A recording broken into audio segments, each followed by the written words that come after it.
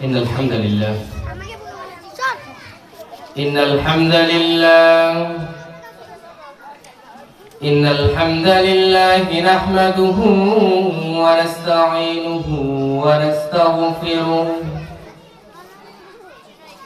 ونعوذ بالله من شرور أنفسنا ومن سيئات أعمالنا من يهده الله فلا مضل له ومن يضلله فلا هادي له ونشهد أن لا إله إلا الله وأشهد أن محمدا عبده ورسوله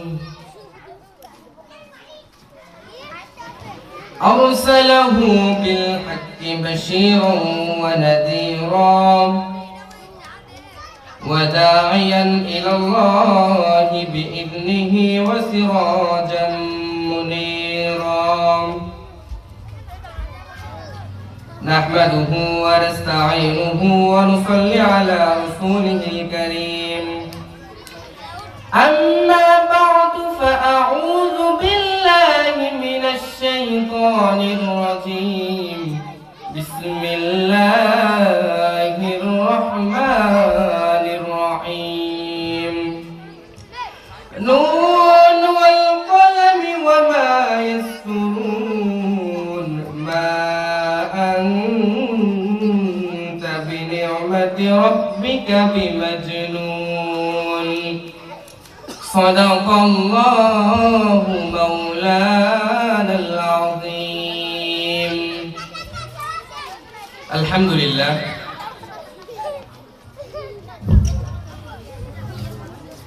সমস্ত প্রশংসার মালিক সে মহান রব্বুল আলামিন যে আল্লাহ রব্বুল ইজ্জত ওয়াল জালাল আপনাকে আমাকে আল্লাহ রব্বুল ইজ্জত ওয়াল জালালের পবিত্র ঘর এবং পবিত্র মজমার মধ্যে এসে বসে কিছু কথা বলা এবং শোনার তৌফিক দান করতেছেন এজন্য সকলেই অন্তরের অন্তরস্থল থেকে শুকরিয়া কালিমাতে শুকর আদায় করি সকলে বলি আলহামদুলিল্লাহ সম্মানিত উপস্থিতি সময় অত্যন্ত কম তো সেই অল্প সময়ের মধ্যে আমরা যা শুনবো ইনশাআল্লাহ আমলের নিয়তে শুনবো সকলে বলি ইনশাআল্লাহ আল্লাহ সকলকে কবুল করুক সকলে বলে আমিন তো দেখেন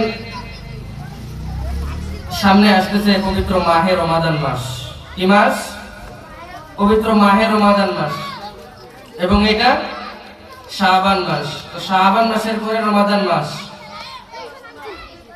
তো আল্লাহ রাব্বুল ইজ্জত ওয়াল জালাল বলেন যে ব্যক্তি এই রমাদান মাসে আমার প্রত্যেক ফরজ হুকুম মানলো আমি আল্লাহ রাব্বুল ইজ্জত ওয়াল জালাল তাকে জান্নাতে নিজ হাতে পুরস্কৃত করব সুবহানাল্লাহ আল্লাহ কি বলছেন যে ব্যক্তি সম্পূর্ণ রোজা রাখবে এবং আমার ইবাদতগুলোকে ভালোমতো আদায় করবে আমি আল্লাহ রাব্বুল ইজ্জত ওয়াল জালাল তাকে নিজে হাতে পুরস্কৃত করব আমরা আল্লাহর কাছে আল্লাহর হাত থেকে পুরস্কার নিতে চাই কি চাই না চাই আমরা আল্লাহ সুবহানাহু ওয়া তাআলার কাছে পুরস্কৃত হতে চাই তো এই আল্লাহ সুবহানাহু ওয়া তাআলার পুরস্কার কি রকম এটা কি দুনিয়ার কোন একাডেমির পুরস্কার দুনিয়ার একাডেমির পুরস্কার তো ভুয়া একাডেমির পুরস্কার এই দুনিয়ার একাডেমির পুরস্কার কি এটা ভুয়া পুরস্কার এরা পুরস্কার দেয় কাকে যে যত বেশি সুদ খাইতে পারে তাকে তত বড় পুরস্কার দেয় কথা বলেন ঠিক কিনা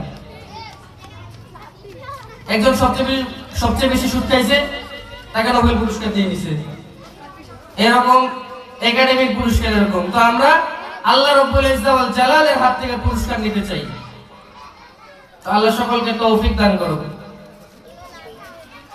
তো এজন্য আল্লাহ রাব্বুল ইজ্জত ওয়াল জালাল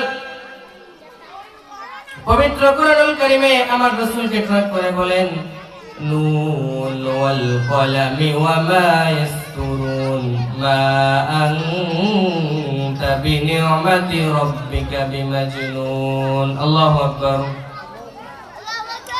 আল্লাহ বলেন, হে নবী আপনি শুনে রাখেন, আল্লাহ রাব্বুল ইজ্জত ওয়াল জালাল রাসূলকে ট্রাক করে রাসূলকে বলতেছেন, হে নবী আপনি শুনে রাখেন, আপনাকে কে কি বলে বলুক, আপনাকে কে জাদুকর, কে চাঁদাবাজ, কে অন্যান্য কিছু গালিগালাজ, কে পাগল, কে কি বলতেছে বলুক, নাউজুবিল্লাহ, হে রাসূল আপনি এগুলোতে কান দিবেন না। আমি আল্লাহ রাব্বুল ইজ্জত ওয়াল জালাল জানি, আমি আল্লাহ রাব্বুল ইজ্জত ওয়াল জালাল বলতেছি, আপনি নবী হচ্ছেন সুমহান এবং সুচরিত্রবানের অধিকারী। কথা বলেন ঠিক কিনা? আল্লাহ রাব্বুল ইজ্জত ওয়াল জালাল রাসূলকে বলতেছেন, আপনাকে কে কি বলে বলো, আমি আল্লাহ রাব্বুল আলামিন আপনাকে পুরস্কার দিয়ে দিলাম, আমি আল্লাহ রাব্বুল ইজ্জত ওয়াল জালাল আপনাকে বলে দিলাম আপনি হচ্ছেন সুচরিত্রের অধিকারী। সুবহানাল্লাহ। তো এই জন্য আমরা এরকম প্রকৃত ইমানদার এবং সুচরিত্রবান হতে চাই কি চাই না? তো সুচরিত্রবান হতে গেলে কি করতে হবে এখন আমাদেরকে? সুচরিত্রবান হলেই তো আল্লাহ সুবহানাহু ওয়া তাআলা সামনে আমাদের জন্য জান্নাত তুলে রেখেছেন। রেখেছেন কি না? আল্লাহ সুবহানাহু ওয়া তাআলা সামনে আমাদের জন্য জান্নাত খুলে রেখেছেন। তো এই জান্নাত পেতে গেলে কিছু তো অবশ্যই কাজ করতে হবে।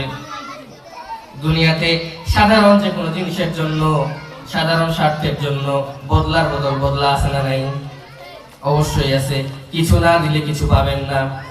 তো দুনিয়াতে যদি এরকম হয় তাহলে আখিরাতে তো অবশ্যই এরকম হবে। তো আল্লাহ রাব্বুল ইজ্জত ওয়াল জালাল এত সুন্দর একটা জান্নাত তৈরি করেছেন, এই জান্নাতের মধ্যে আপনাকে দিবে। তো এই জান্নাতটা কি রকম হবে এবং এই জান্নাতে আপনাকে কেন দিবে, কি কাজ করলে দিবে? আপনার মধ্যে যদি 6টা গুণ থাকে, এই 6টা গুণের জন্য আল্লাহ রাব্বুল ইজ্জত ওয়াল জালাল অবশ্যই অবশ্যই আপনাকে জান্নাত দিবেন। সুবহানাল্লাহ। এখন এই 6টা গুণ কি? শুধুমাত্র নামাজ পড়লেই জান্নাত পাওয়া যায় না। শুধুমাত্র নামাজ পড়লেই জান্নাত পাওয়া যায় না। জান্নাত পাওয়ার অনেক মাধ্যম রয়েছে। আপনি যদি 6টা কাজ করতে পারেন, 6 গুণে গুণান্বিত হয়ে যদি কাজ করতে পারেন, তাহলে অবশ্যই অবশ্যই আপনি কাল কিয়ামতের দিন হিসাবের পরে আপনি জান্নাতে চলে যেতে পারবেন। সুবহানাল্লাহ। আল্লাহ পাক রব্বুল ইজ্জত ওয়াল জালাল পবিত্র কোরআনুল কারীমের মধ্যে বলেন, লাইসাল বিররু বিআন তুওয়াল্লু হুজুহাকুম কিবলাল মাশরিক কিবলাল মাশরিক ওয়াল মাগরিব ওয়ালাকিন্নাল বিররা মান আমানা বিল্লাহ। জোরে বলেন আল্লাহু আকবার।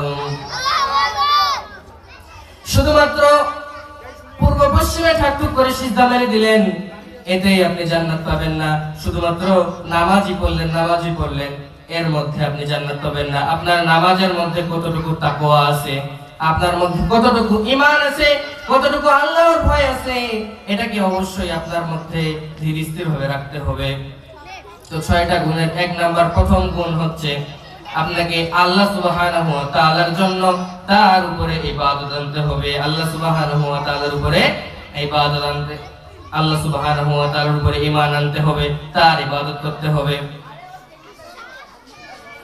তো আল্লাহ সুবহানাহু ওয়া তাআলার উপরে ঈমান আনা এটা কি রকম জিনিস? তাকওয়া অবলম্বন করা এটা কি রকম জিনিস? এটা জানার দরকার আছে না নাই? তাকওয়া এমন একটা জিনিস, ঈমান এমন একটা জিনিস, ঈমান যার মধ্যে আছে জান্নাত তার জন্য গ্রহণযোগ্য, যার মধ্যে ঈমান নাই তার জান্নাতও নাই। এটা যেই হোক না কেন, এটা যেই হোক না কেন। হযরত ইব্রাহিম আলাইহিস সালাতু ওয়াস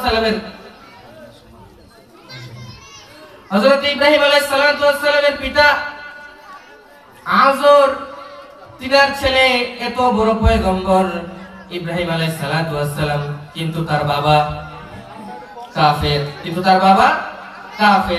তো এরকম দেখেন, ওই যে কাফের তার বাবা, এই কাফের হওয়ার কারণেও সে জাহান্নামে যাবে। তো এই জন্য আমাদের তাকওয়াটা এরকম ভাবে অবলম্বন করতে হবে। তাকওয়াটা আমাদের এরকম অবলম্বন করতে হবে যে দেখেন তাকওয়া নাই, তার মধ্যে ঈমান নাই। রাসূলের নবীর বাবা হইছে, নবীর ছেলে, নবীর স্ত্রী জাহান্নামে চলে যাচ্ছে। আপনি আমি কি ভাই? এই জন্য প্রকৃত তাকওয়া রাখতে হবে আমাদের মধ্যে, কথা বলে ঠিক কিনা? প্রকৃত ঈমান রাখতে হবে। এই 6টা গুণের মধ্যে প্রথম গুণ হচ্ছে কি? তাকওয়া ঠিক রাখতে হবে, ঈমান আনতে হবে আল্লাহ সুবহানাহু ওয়া তাআলার উপরে। তো আল্লাহ রাব্বুল ইজ্জত ওয়াল জালাল আপনাকে আমাকে সকলকে দ্বীন বুঝে আমল করার তৌফিক দান করুক এবং প্রকৃত